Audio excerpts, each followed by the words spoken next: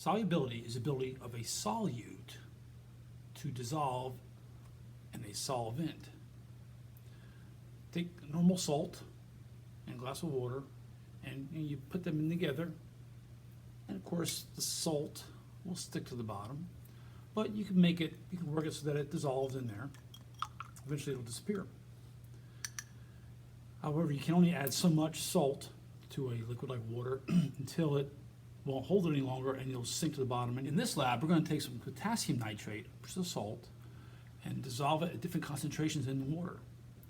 And once it all dissolves, we'll let that cool down, and at some point the liquid becomes super saturated and the salts will start to fall out as snowflakes inside the test tubes. And we'll take the temperatures at where that begins and see if it fits the solubility curves that we worked on in class. Let's get started. I have 4 test tubes full with potassium nitrate, 4 grams, 6 grams, 8, and 11 grams, just in the test tube. You can see different amounts in each of these.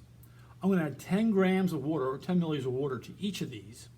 And then I'm going to put it on the hot plate with some water and stir them until they all dissolve.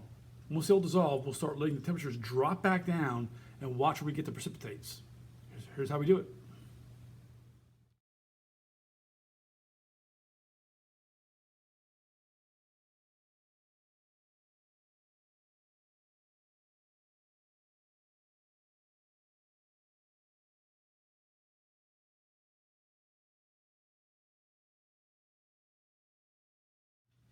Now that the potassium nitrate is dissolved in all 4 test tubes, I'm going to set them aside and I'm going to stick a thermometer in the 11 gram test tube first, and we're going to watch the temperature. And I'm just going to watch for when little flakes of potassium solids precipitate out and fall to the bottom. Once you start seeing them fall, observe that temperature and write that down. That's the temperature that should fit on that solubility curve we talked about yesterday. And then I'll move the temperature probe to the next one, which has 8. Do the same thing there, watch for the flakes. I'll move down to the 6 and then the 4. This video is sped up. It took like a half an hour. I'm trying to do it in like some 5 minutes. So you need the 4 temperatures for each of those. The 11 grams, the 8 grams, the 6 gram, and 4 gram of potassium nitrate test tubes. All right, start watching.